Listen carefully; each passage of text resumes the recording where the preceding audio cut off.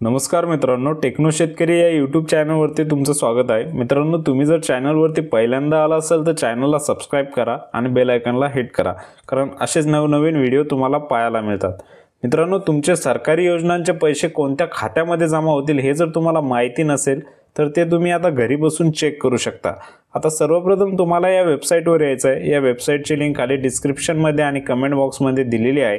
आता तुम्ही NPCI.org या वेबसाईटवर आल्याच्या नंतर तुम्हाला इथे काही पर्याय दिसतील, त्यामध्ये कंझ्युमर या पर्यायावरती तुम्हाला क्लिक करायचं आहे। त्यामध्ये तुम्हाला भारत आधार सीडिंग इनेबल या पर्यायावरती क्लिक करायचं आहे।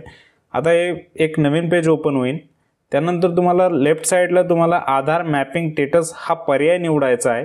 त्यामध्ये तुम्हाला तुमचा आधार नंबर टाकायचा आहे।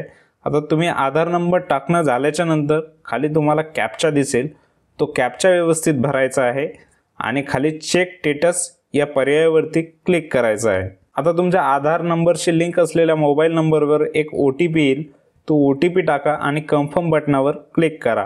आता कन्फर्म बटनावरती क्लिक केल्याच्या नंतर एक पेज ओपन होईल। तिथे तुम्हाला तुमचे आधार मॅपिंग स्टेटस दिसेल, त्यामध्ये तुमचे आधार नंबर दिसेल, mapping status enable for DBT दिसेल आणि तुमच्या बँकेचे नाव दिसेल, ज्यामध्ये तुमचे सरकारी योजनांचे पैसे जमा होणार आहे। आता याच्यामध्ये तुम्हाला लास्ट अपडेट डेट दिसेल। आता तुम्ही अशा प्रकारे हे चेक करू शकता।